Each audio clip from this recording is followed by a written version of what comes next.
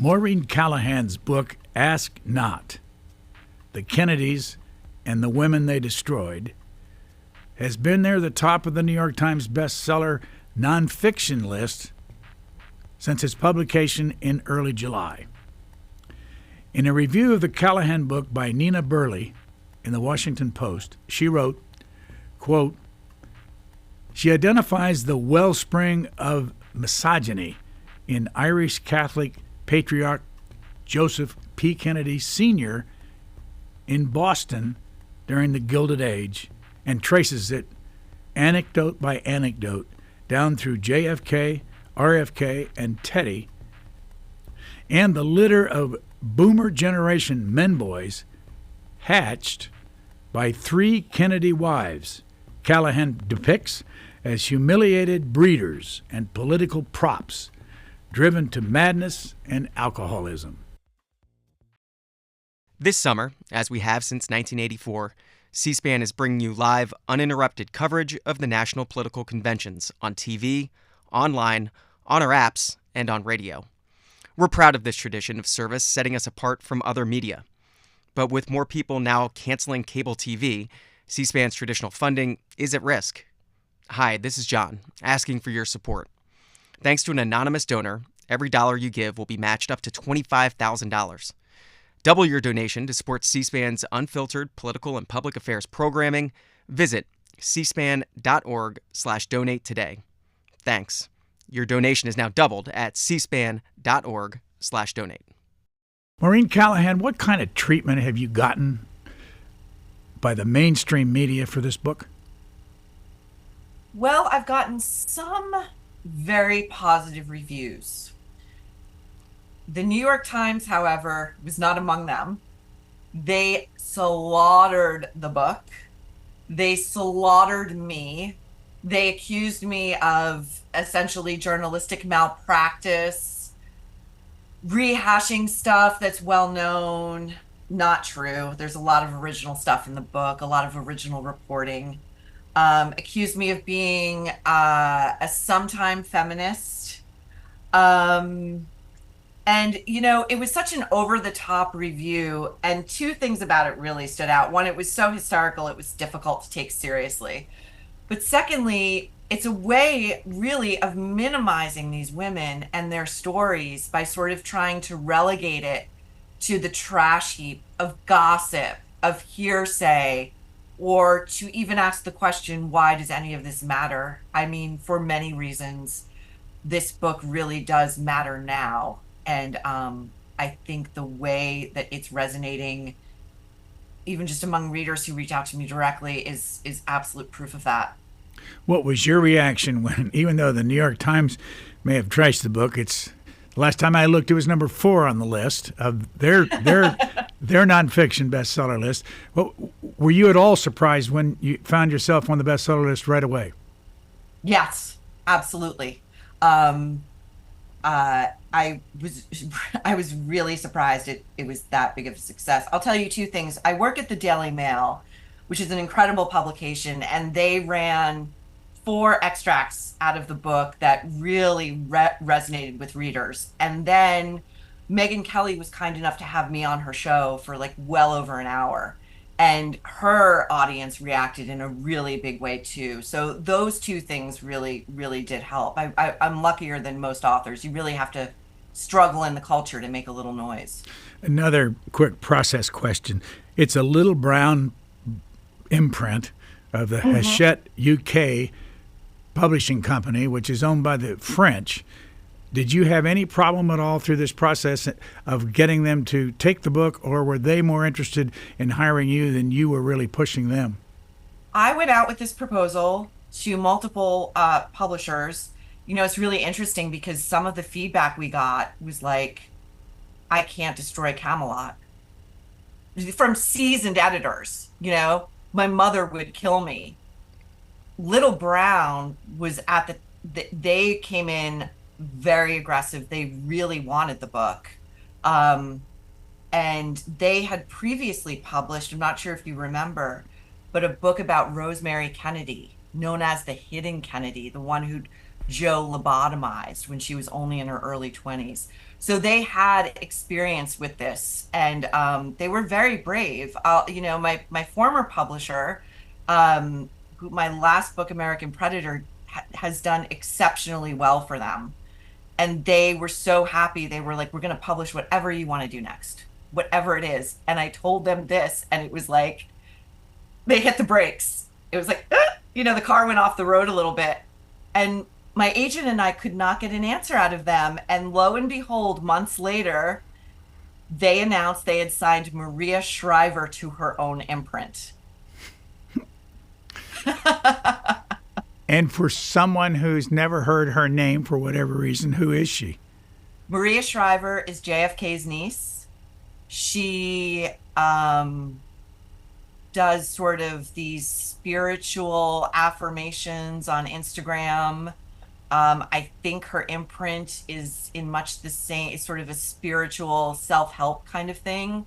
But it really maybe I shouldn't be surprised, but it did somewhat surprise me because Maria Shriver made her bones as a journalist. And I think you cannot call yourself a journalist. And I don't even know that she was even aware that this was going on. But, to the sort of just, can we all be adults in the room? You've got to be comfortable with ideas that make you uncomfortable.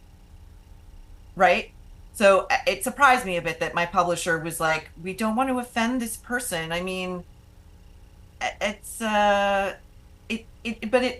I'm telling you this story because it points to a larger pervasive problem that still exists in this culture when it comes to the Kennedys. There are enormous media entities that will not touch this book for that reason. Let me jump to the book then. In the back under acknowledgments, I'm going to read this paragraph. A little origin story, you say. My dad loved the Kennedys, JFK and his modernism especially, and imparted that fascination to me. My mother was much more cynical about the Kennedys and loathed their hypocrisies. This book is, in many ways, an inevitable reckoning with both points of view, though, as with many adolescent girls, I never foresaw siding with my mom. Please explain that. It's funny, it's like most Irish Catholic families. The Kennedys are somewhat of an appendage. They're always there.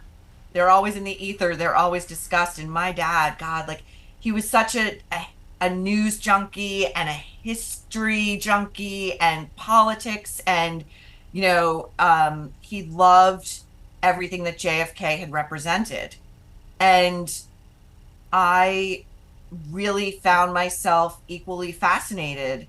My mother, every time the Kennedys came up, would just be like, oh, the Kennedys, the Kennedys, the Kennedys. They're so terrible. They're hypocrites. They're, Ted Kennedy especially, who had left a young woman to die in, like 3 feet of water, and somehow emerged from that, not just unscathed, but almost made more of a man by surviving that, more of a politician by keeping his Senate seat. And as I grew and began doing my own reading, Jackie Kennedy in particular was a very compelling, confusing figure for me because I never knew what to think of her because the media messaging was so strange and so brutal to this woman who had gotten the country through the assassination of JFK. She was, throughout the 80s, castigated as a whore who had sold herself to Aristotle Onassis, as vainglorious, shallow, a gold digger, a glorified shopper. And there was no real discussion of what we now know Jackie was going through, which, among other things, was a lifelong severe case of post-traumatic stress disorder. Let me go from the back of the book to the front of the book and your first paragraph in the prologue. This book is not ideological or partisan. It's about 13 women and a piece of American history hiding in plain sight. Kennedy men have been valorized and lionized for nearly a century, but the women they've broken, tormented, raped, murdered, or left for dead have never really been a part of their legacy. How long did it take you to write that paragraph? It like flew out of me. It flew out of me. The intro flew out of me. I had been thinking about doing a book like this ever since Ted Kennedy's funeral.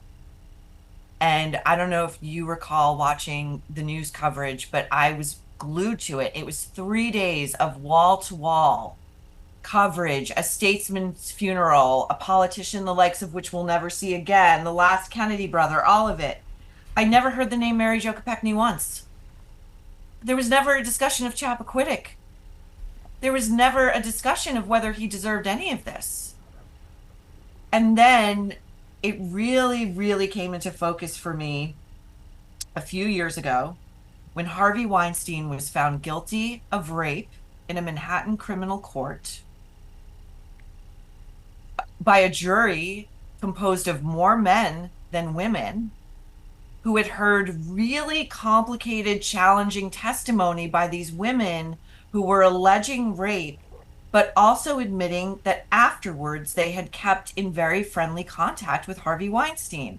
And I thought, oh my God, something has really, really shifted in the culture now. Like, it's ready for something like this. And this book has to be about the women. It's not about the men. It's about the girls and the women who so much of the mainstream media have shunted aside because their stories run counter to the Camelot myth. This paragraph from your first chapter on Carolyn Bessette, who was married to John Kennedy Jr.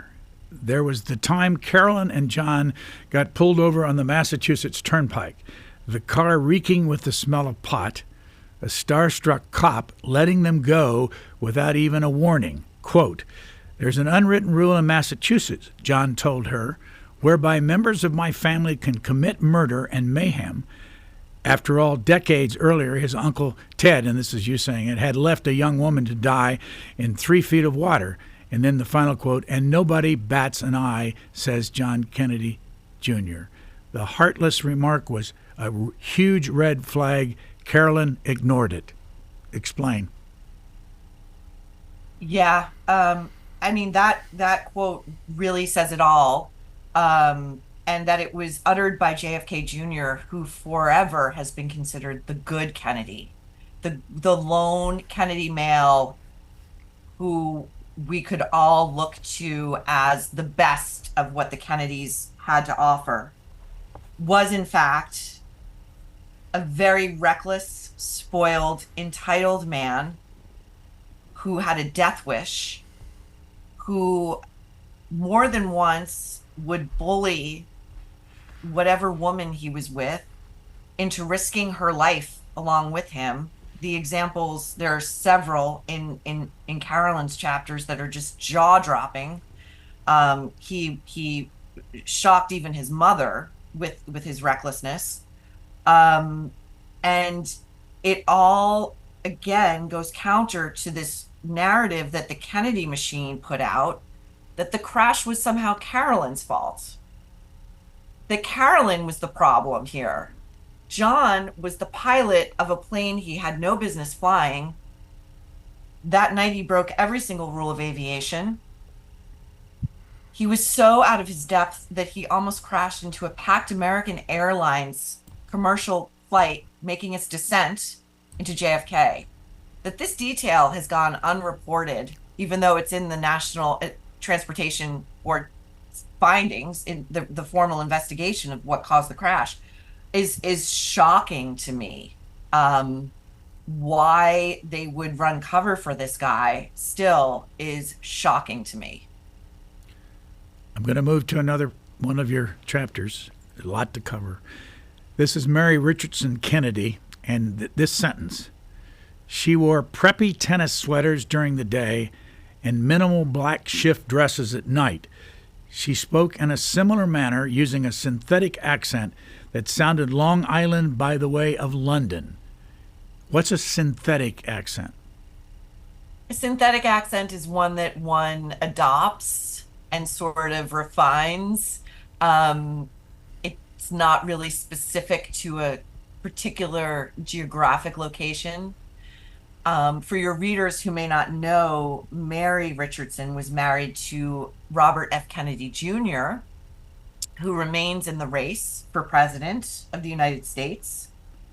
Mary also grew up worshiping the Kennedys. She was at boarding school with Robert's sister Carrie. They were roommates, lifelong best friends. Fast forward, she winds up marrying Bobby, which was probably the worst thing that could have ever happened to her. As their marriage unraveled, his cruelty to her, which is again detailed colorfully in the book, is astonishing in its breadth and depth. And he took her at one point to her therapist. Her therapist spoke to me for this book because she felt so strongly that people should know who they're dealing with when it comes to RFK Jr. So Bobby takes her to the therapist and says to the therapist, I would like you to declare my wife mentally ill. I would like a diagnosis in sum and substance. And the therapist says, Bobby, I'm not going to do that. Your wife is not mentally ill. Your wife is depressed and she is angry. In large part, this is my comment, because she discovered Bobby's sex diaries, in which he listed the names of all the women he had been sleeping with and cheating on Mary with, some of whom were very good friends of hers, some of whom were very famous women. He had ranked these women number 1 through 10 based on how far they went sexually. But Mary's anger and upset were an inconvenience to Bobby. This was not something he had any interest in mollifying or working their way through.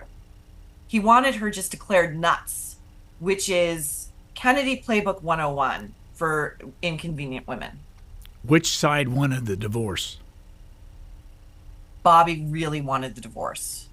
And, you know, the book is nuanced in that there is, you know, even though it's written like a novel, it's informed by the people who loved these women. Carolyn and Mary both were described to me by people who loved them as women who could be difficult. And that's true. That's also okay. It doesn't mean that they are deserving of abuse. And it certainly doesn't mean that their reputations should continue to be shredded in the public square long after they've died. You know, Bobby has done that with Mary as well. He most recently blamed reports linking him to the late pedophile Jeffrey Epstein on Mary, a devout Catholic mother of 4, whose friends told me she would never have had anything to do with Epstein or anyone in his circle. Explain this brief couple sentences. It was never a good idea to be around either Mary, who you've just talked about, or Carolyn, that's Carolyn Bessette, when one of them was angry. Their explosive rages, often coming out of nowhere, could be terrifying. There were times when Mary hit Bobby hard, punched him in the face. She pushed him down the stairs once. Yes, she did. Mary was probably borderline. She probably had borderline personality disorder. One of its marked characteristics is explosive rages that seem to come out of nowhere. But it doesn't justify what Bobby did to her, which included cutting off all access to his court-mandated monthly payments to her of $20,000 in spousal and child support. So Mary would find herself at the school run up in Westchester, where everybody knew her as American royalty, begging other mothers for $20 so she could go buy food or gas up the car. It doesn't justify Bobby moving into a home just a few hundred yards away with his famous actress girlfriend and flaunting that relationship. It doesn't justify him shredding her reputation after she commits suicide on their property, running to the New York Times, which, by the way, has a lot to answer for in the way that they talk about the women who the Kennedys have destroyed, and telling the New York Times that life with Mary was so brutal. It's a miracle he survived it. Poor Bobby was the victim here. He then fights her siblings for her remains, buries her with great fanfare in front of the national media at the Kennedy family plot up in Massachusetts.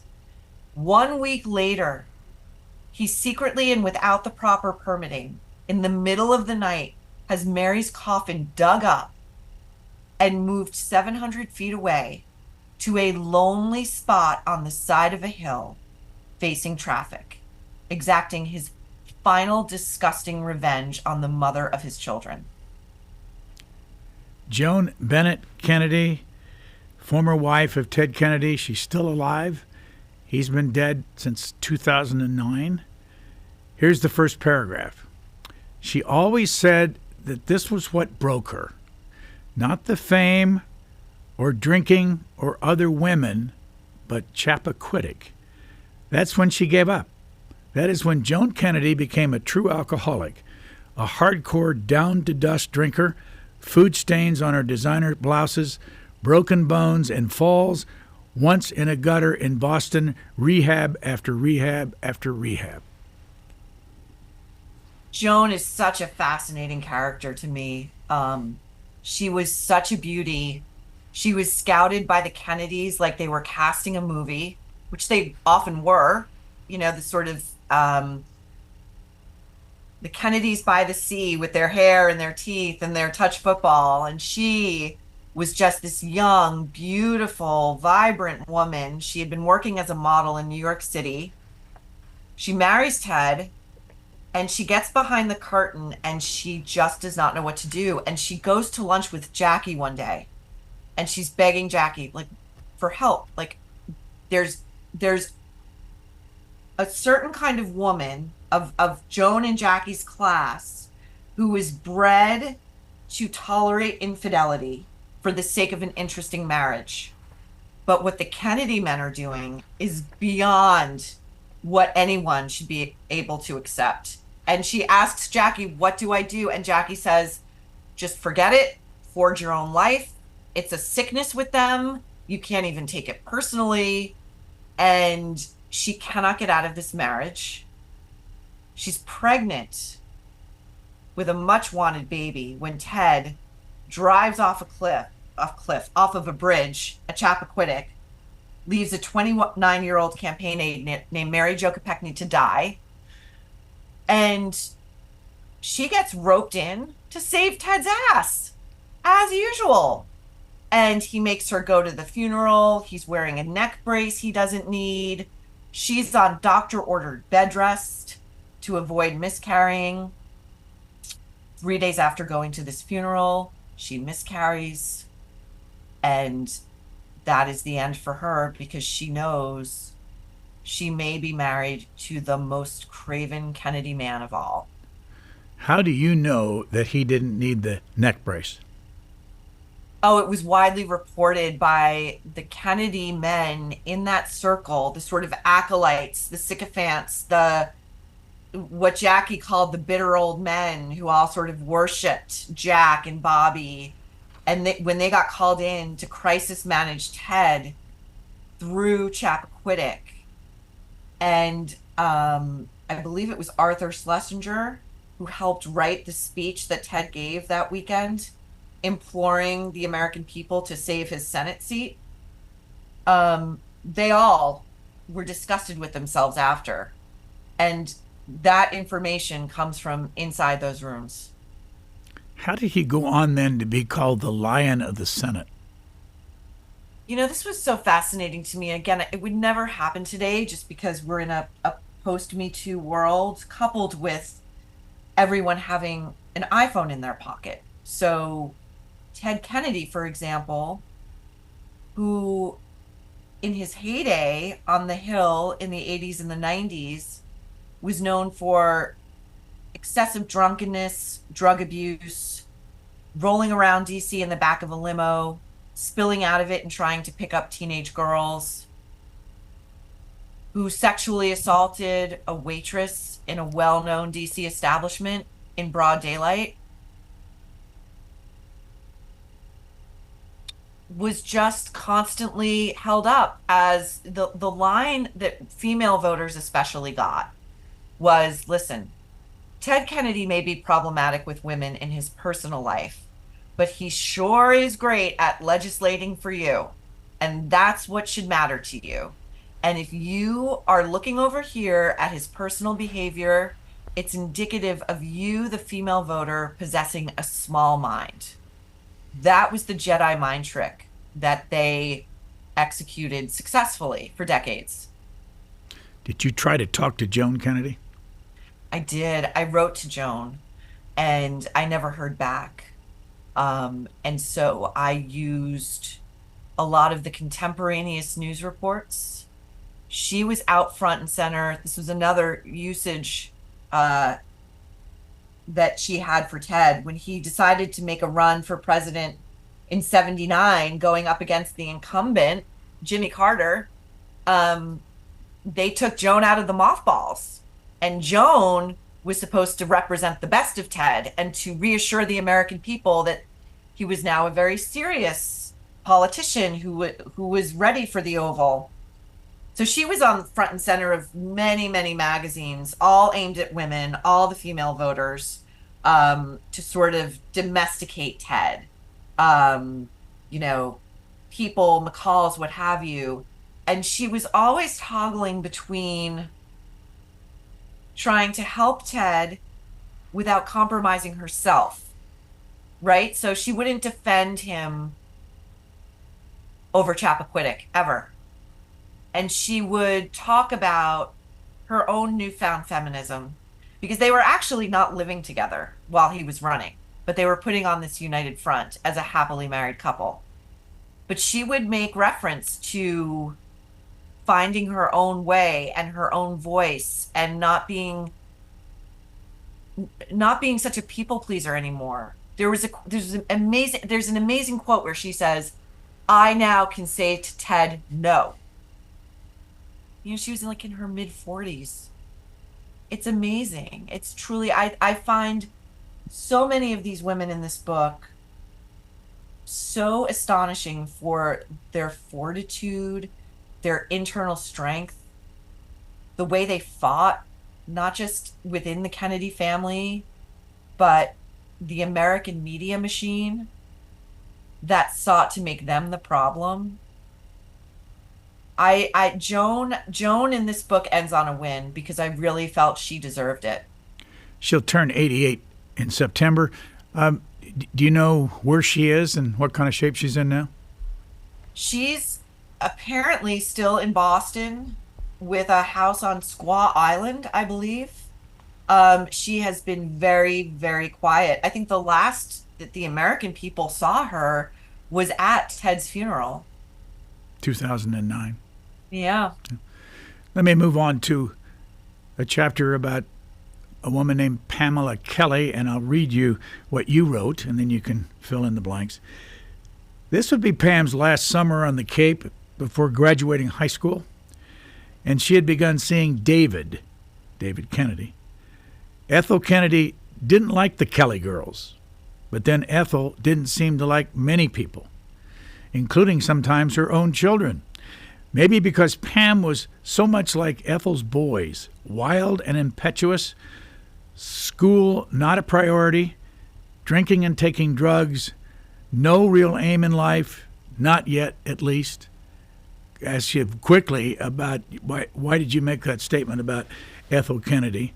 Didn't seem to like many people. She's still alive also at age, I think, 88 or 89. Yeah, Ethel's still alive. Ethel really, after her husband was assassinated in 68, things just sort of fell apart at Hickory Hill, and those kids ran wild. And David's brother, Bobby Jr., was among a cohort of kids that were called the Hyannisport Terrors, because of the way they terrorized the neighborhood, and even the cops wouldn't really do much because they were Kennedys. Pam is such an interesting, tragic case. I spoke to her sister Karen at length for Pam's chapters, and I remember sitting with her in her living room, and she was going over the day that Pam was thrown from a Jeep that David Kennedy was recklessly driving on Nantucket, an accident that grievously injured what the Times called 2 girl passengers. Pam was left paralyzed from the waist down for the rest of her life. Her life was never the same. She wanted to die for quite some time after the accident. And Karen was sitting in her living room, going through the series of events, and out of nowhere, she burst into tears. She burst into heaving sobs. It was like it happened yesterday. And to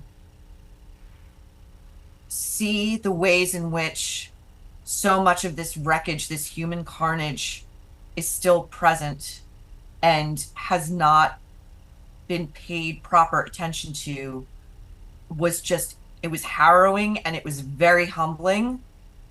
And I will forever be grateful that Karen did speak with me for the book, because Pam, her story has long been forgotten. You say she died of sepsis in 2020, which is just a couple of years ago. Where did she live her life, and what did she become? Pam became an advocate for the differently abled, and she wound up having a baby. The doctors told her after the accident she would never have a baby. She was elated to become a mother. After the crash, she had been encouraged to sue the Kennedys. And she couldn't do it. She said, they're my friends. I can't sue them. I can't sue David. I can't sue, not David. It was Joe who was driving the Jeep. I'm sorry. Joe Kennedy was driving the Jeep. Joe Jr. Joe, I think Joe the third. Yeah. So I know there's so many of them. And she spent the bulk of her life constantly knocking on Joe's door for the money. Like, where's the monthly check? During COVID, she wound up in a nursing home.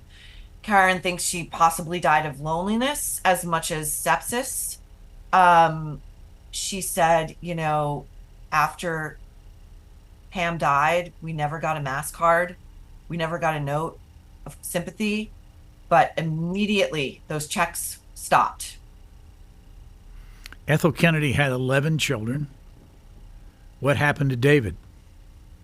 David died of an overdose. David was described to me by those who knew him up there as the most sensitive Kennedy. Not a good thing to be if you're a Kennedy male.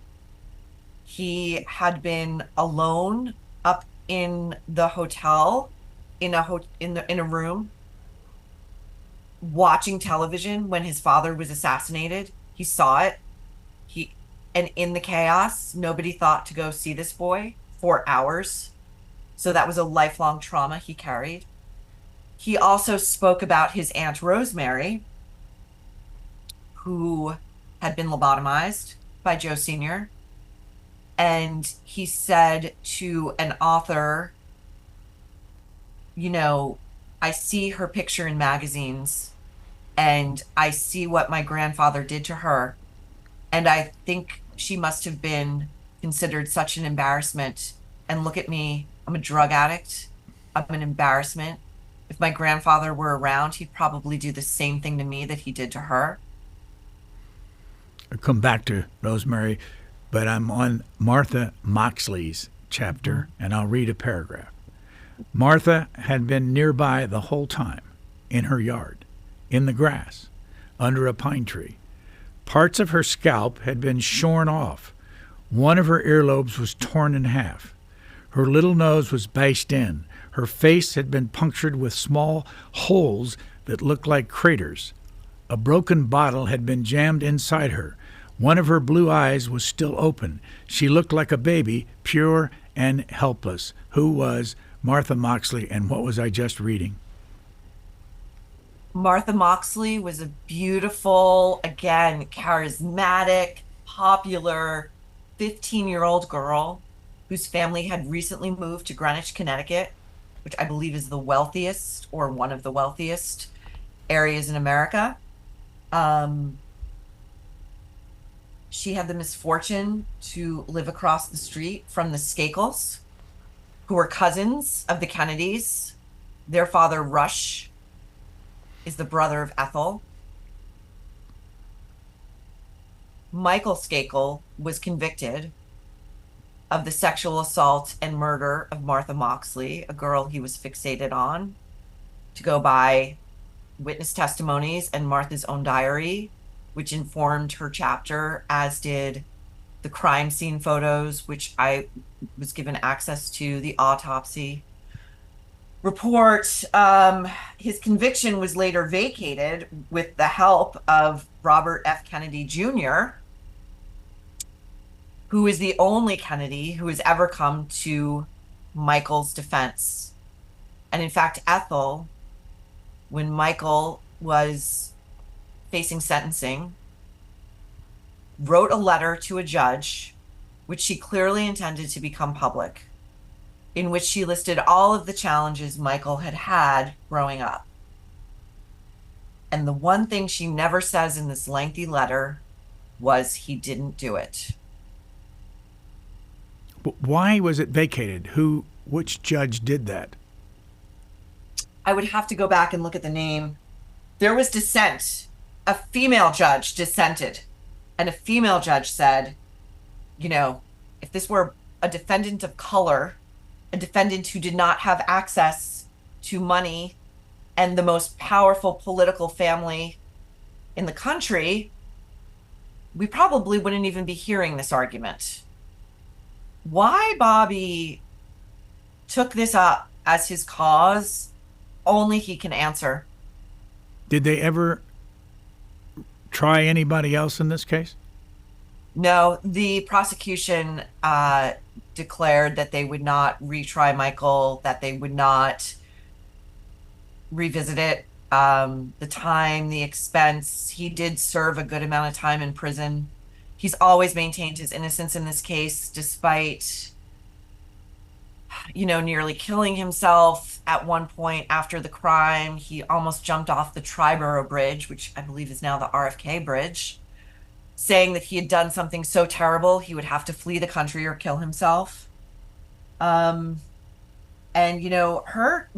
chapters as well are informed by, I went to see her mom, who's still alive. She lives in New Jersey.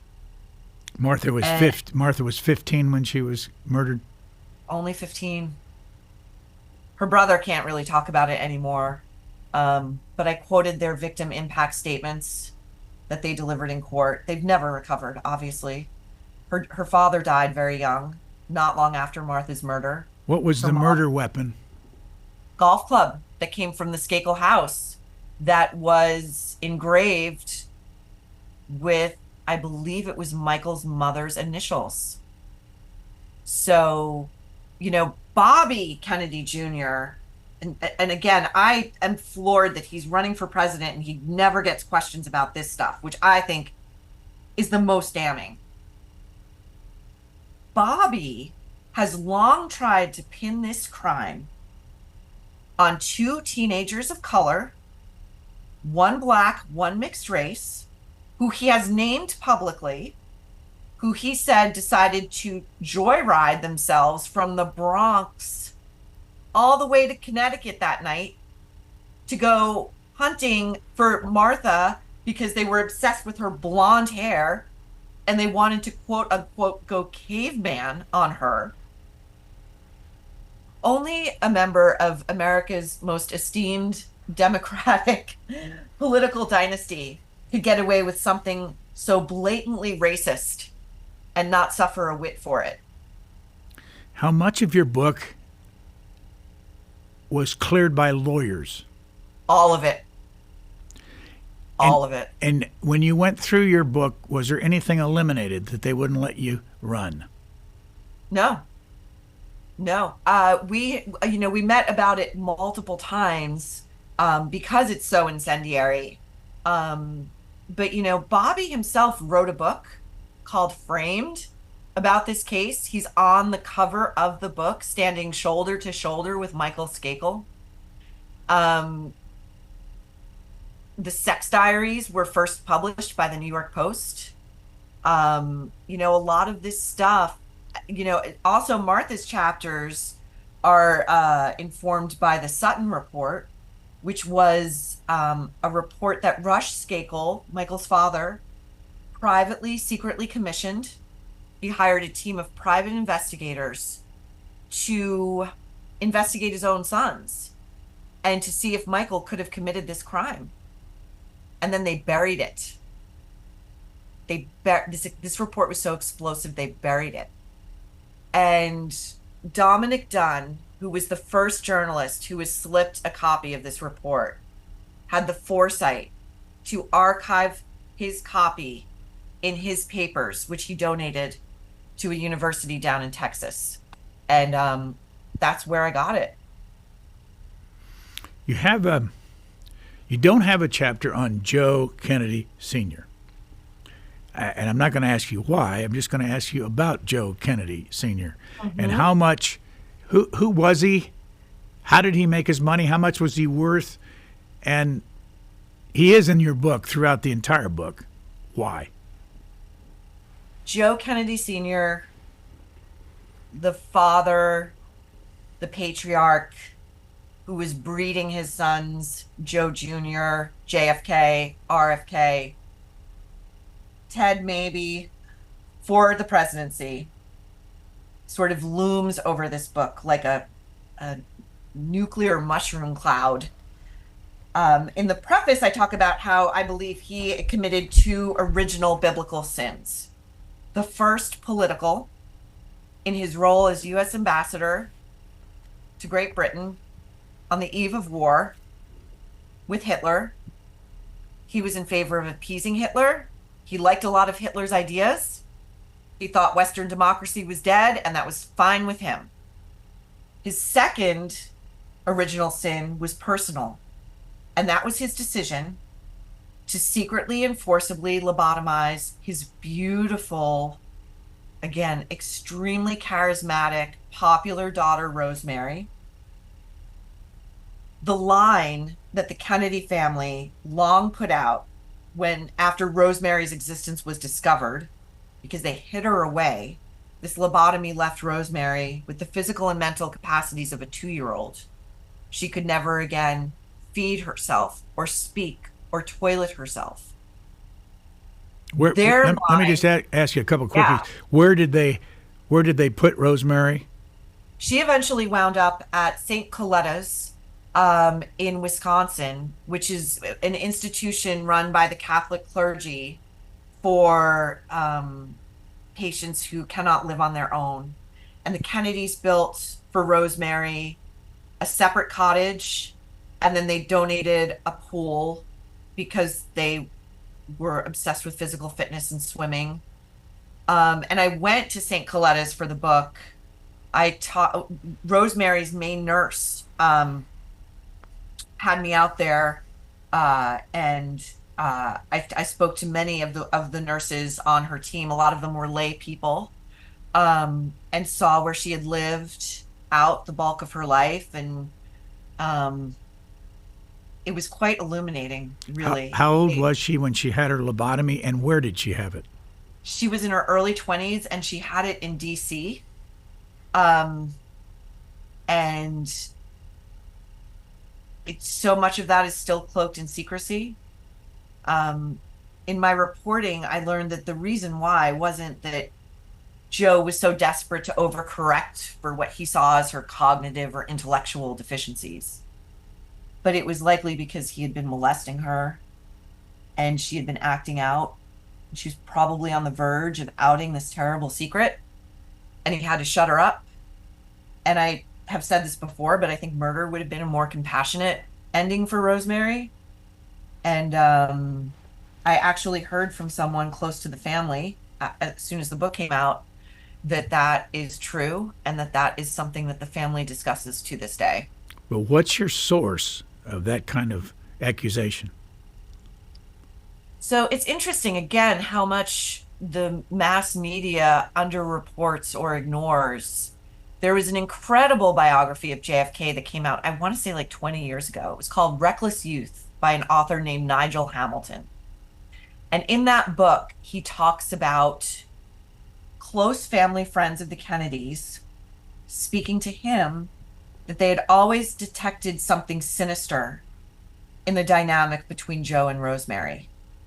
And of all the siblings, when Joe was ambassador in the run-up to World War II, in the run-up to actually Germany bombing London, Joe got all the Kennedy kids out and sent them back to America, except for Rosemary. This was in 1940?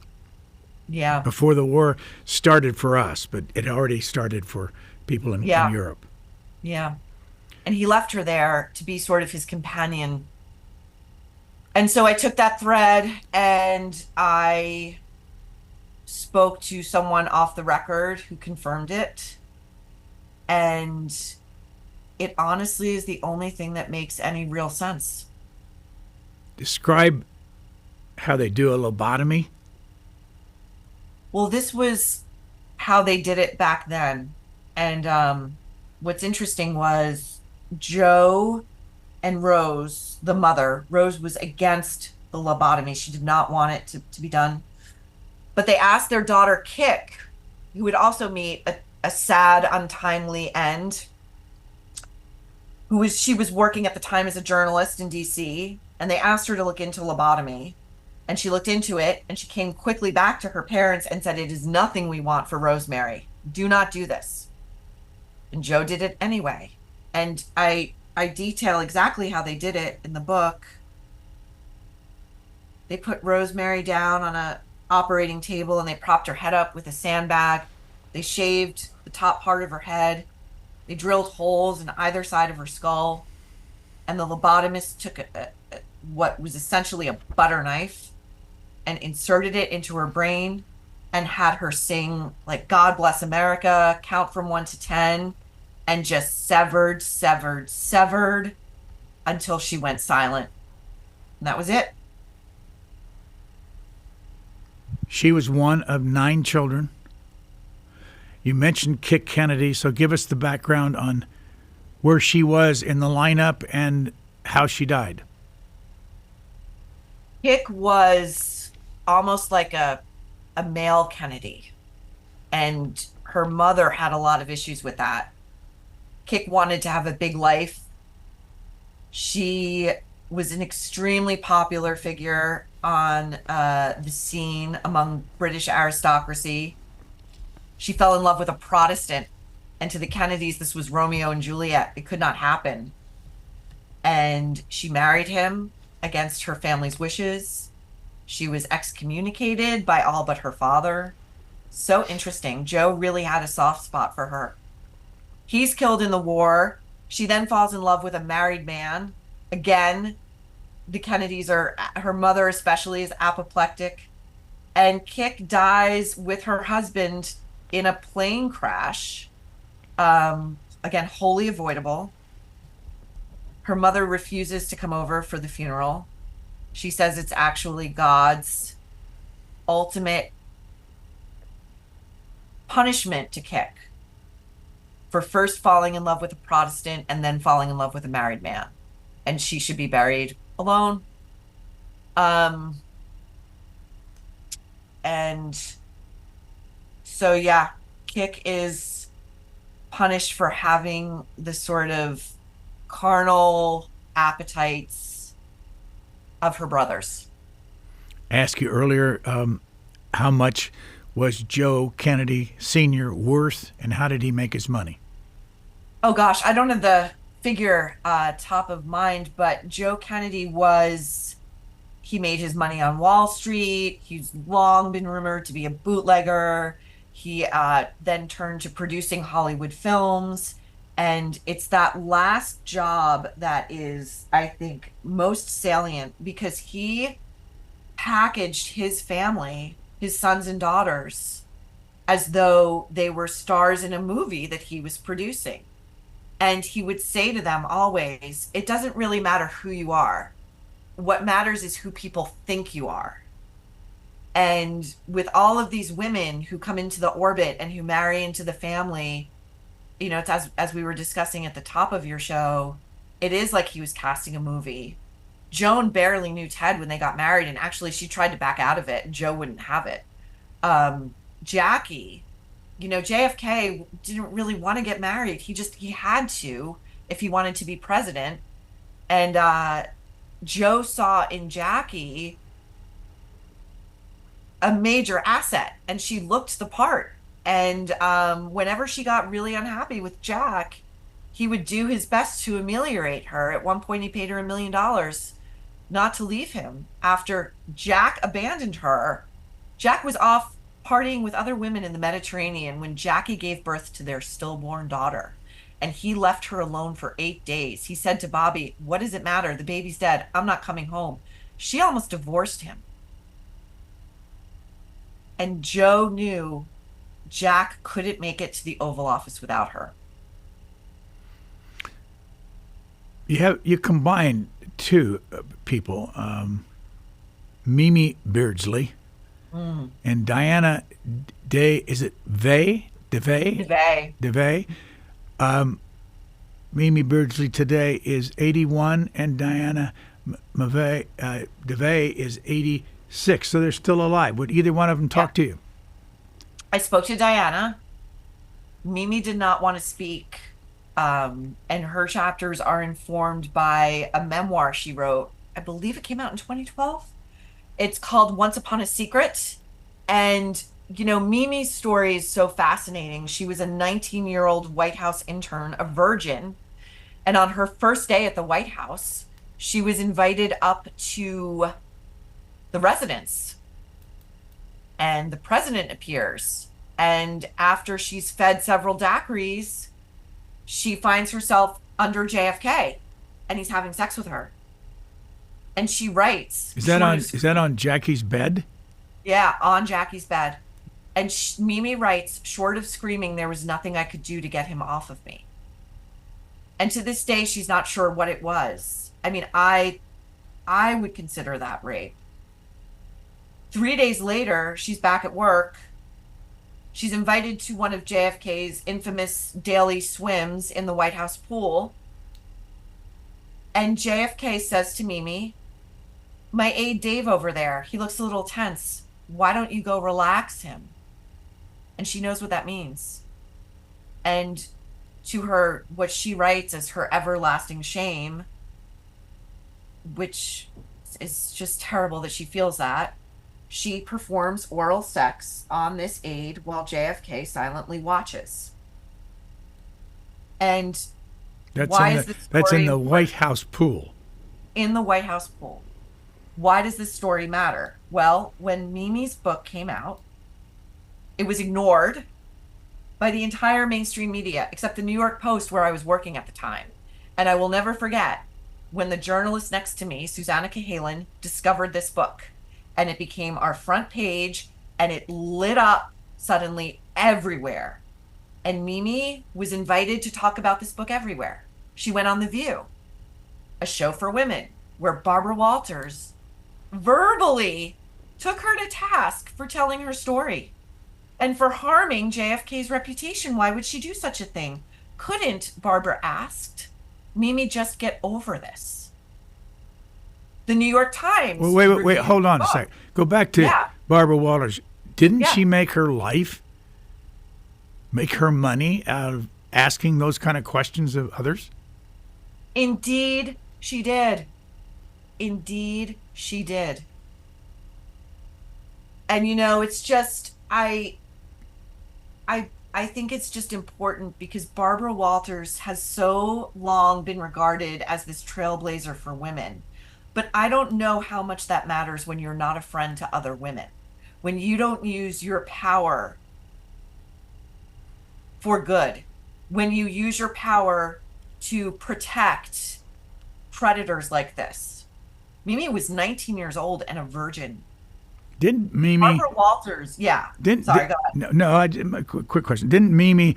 Wasn't she shipped around the country for JFK during the next 18 months?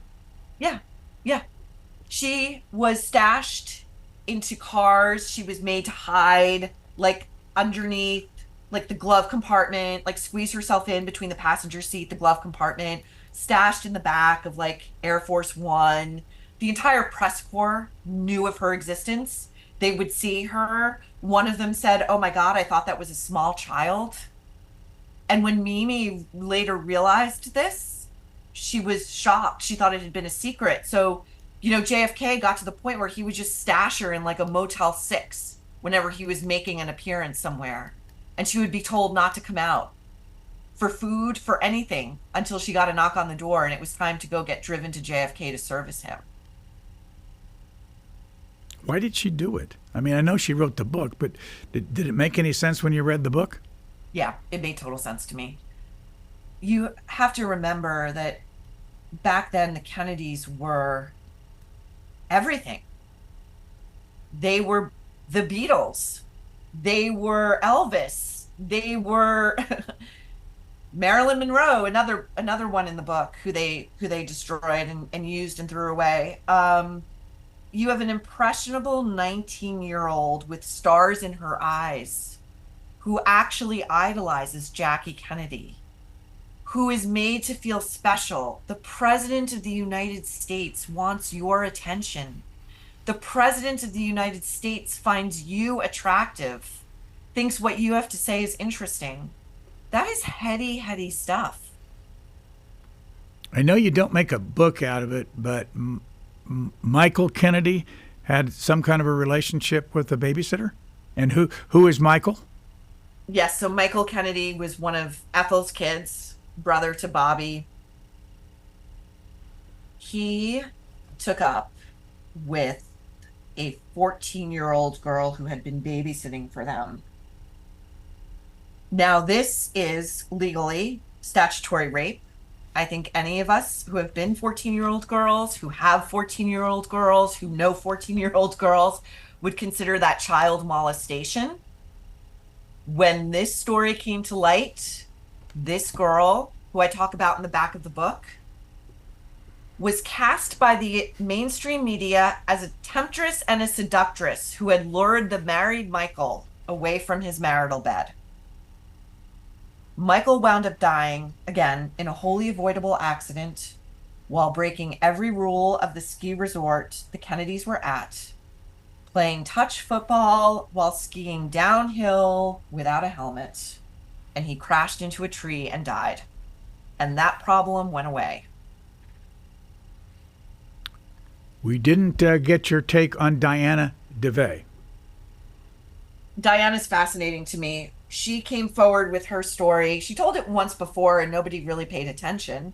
Again, deplorably. But post Me Too, she came forward with her story.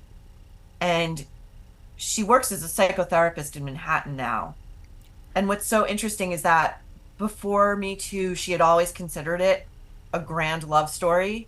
And after it, she really reconsidered what it was and how she called it this pocket of dead energy that she carried around with her, this secret affair that she had had with the President of the United States.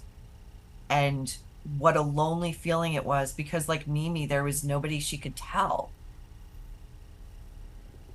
Mary Jo Kopechne is a chapter. Mary Jo is a chapter. I went and visited with her family in Pennsylvania. Parents or siblings? Her parents have died, and she had no siblings. Mm-hmm. Her parents never recovered. She was an only child. She was 28, 29 when she died? 29, probably a virgin. But the Kennedys smeared her. They made sure that this disgusting detail got out to the press. And I say it's disgusting because of the way they weaponized it. They made sure that people knew that Mary Jo's body, when it was recovered, she hadn't been wearing underwear. That's how dirty they play. That's how dirty they play. And so it was her mother's cousin and her son who spoke with me, and they carry this fear that Mary Jo will be lost to history now that Ted is gone. And, all these, I don't know if you're familiar with a few like doorstopper biographies came out about Ted recently. And they have these really they're by male biographers. They have these really hyperbolic titles like Catching the Wind and Against the Wind. And in one of these are esteemed biographers. And I quote this in the beginning of the book. When they get to Chappaquiddick, one of them writes that Ted's car left the bridge as if it passively just took its leave from a cocktail party. As if it wasn't being recklessly driven by a drunk senator who had no regard for the safety of anyone around him, and whose team then vilified this poor innocent girl who lost her life. And so Mary Jo, yes, I'm not quite sure what else to say about her, except her chapter is a heartbreaker. Where did you grow up? I grew up on Long Island. Where'd you go to school? I went to a Catholic college preparatory school out on Long Island, and then I went to art school in Manhattan, where I studied journalism, strangely enough. And I started working while I was in college. So I've been working in journalism and media since I was about 17 years old. Where have you worked? I have worked at MTV. I have worked at Sassy Magazine, New York Magazine, the New York Post. I've written for the New York Times Magazine, for Vanity Fair, and I am currently a columnist at the Daily Mail. And what kind of columns do you write? I write about everything from pop culture to politics. And why do you write? It's my primary mode of expression. And I love it because it's one of the few forms that's completely unmediated. I'm talking directly to the reader. There's nobody in between us.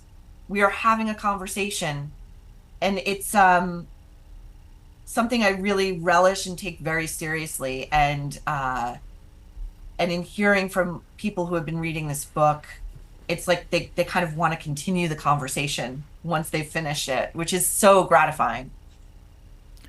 You have 4 different chapters on the same woman. It's the only time you've done that. You did 2 chapters on Carolyn Bessette, 2 on Mimi Beardsley, 2 on Diana DeVay, and 2 on Marilyn Monroe. But the 4, and here are the headlines on each of the 4. Jackie Bouvier Kennedy. The second one is Jackie Kennedy. The third one is Jackie Kennedy Onassis. And the fourth one is Jackie Bouvier Onassis. What are you getting at? She chose each of those names deliberately for each of her incarnations and reinventions. And I often say that Jackie is the heroine of the book. This is a woman who once said, "You can't beat the Kennedys," but she beat the Kennedys. And her life progresses alongside American feminism. And I think to her own great surprise, she undergoes this transformation and evolution from first lady, a first lady like no other. And when you read what she was thinking and feeling in the minutes, hours, and days after the assassination, it's incredible. And then she reinvents herself as a 70s era trophy wife, making a transactional marriage that's going to smash her image as an American saint to bits. Then she reinvents herself after her second husband dies as a career woman, working in Manhattan as a book publisher, and making a silent pact to herself that she's never going to marry again. And she wound up, and finding this really surprised me because I thought I had seen everything there was to see on Jackie Onassis. She wound up on the cover of Ms. Magazine in March of 1979 as the face of the American working woman. And she's giving an extremely rare interview, maybe one of 3 she ever gave in her life, to Gloria Steinem, in which she talks about the importance of women using their minds in pursuit of their own happiness. That wifedom and motherhood, at least for her, was not enough. Remarkable. So during this last month, since your book's been out, a little more than a month, anything along the way surprise you about the reaction? Anybody in your face saying, this is trash? No. How dare you? Oh, no. And I would be the first to tell you, because as a columnist, I certainly get tons of that reaction. I have a very thick skin. But what I'm hearing is like extremely emotional responses. Readers who have said they wept during it, readers who have said they couldn't put it down, even though it would upset them at times, readers who said, oh, I didn't want it to end, and I was so glad to get to the back where you tell the stories of what happened after these episodes. And I heard from most importantly, Pam's sister Karen. I went up to see her in Cape Cod, and I brought her a copy of the book before it came out, and we had a long lunch, and she read it in like a day, and she told me how happy she was that this book was out in the world and that the Kennedys would finally be seen for who they were. And then a day before the book came out, I got a letter from Mrs. Moxley, from Martha's mom, and I'd also sent her a copy of the book. And she said that as hard as it was for her to read Martha's chapters, she felt that the book was so important and such a corrective to American history that she was very glad that she had spoken to me. Let me bring it to politics for a moment. Through the years, a lot of this has been known, separate and distinct from your book. In other words, individual incidents. And people never left the Kennedys and still don't. They love them. They still vote for them. And then you transfer this, you're thinking, to Donald Trump. Mm-hmm. We know a lot more about him Mm-hmm. for a lot of reasons, including the fact the media wants us to know more about him. But even after all that's published about him and the way he's treated women, he still is loved by the people that follow him. What's your take on that? It's so fascinating because, as I say in the intro to the book, to make clear that it's not partisan, that Donald Trump's, among many other things, but that statement that we all thought was going to be the nail in the coffin, the grab them by the pee statement, horrifies, as it should, and it didn't matter. It didn't do anything. I think the difference, as a New Yorker who is, we New Yorkers have known Donald Trump for a very, very long time. I think the difference with him is that he doesn't pretend to be somebody he's not. He doesn't hold himself up as the perfect husband, the faithful husband. He's kind of a vulgarian. He's a guy who's like in real estate, and he's brash, and he says things that most sane people or decent people would recoil from, but he is somehow loved for it. The Kennedys, however, still sort of hide behind this mantle of, we have sacrificed more than any family has sacrificed for this nation, and we live under this so-called curse. We are the stuff of Greek mythology. We are your royalty. Take the knee. And I think it's that juxtaposition of the ugly truth hid underneath this veneer of wholesome, toothy, athletic, glamorous Americana that is so jarring and striking. Obviously, I say this too often, we have just touched the surface of this book, which has 3 women Now, our audience can't see it, but if they go buy the book, there are 3 women. They're only their eyes on the cover. Who are they?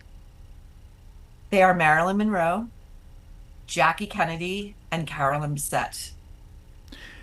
The name of the book is Ask Not, The Kennedys and the Women They Destroyed, and our guest has been Maureen Callahan. Thank you for your time. Thank you so much for this wonderful conversation. Thanks for listening to the Booknotes Plus podcast. Please rate and review Booknotes Plus, and don't forget to follow so you never miss an episode. Questions or comments, we would love to hear from you. You can email us at podcasts@c-span.org.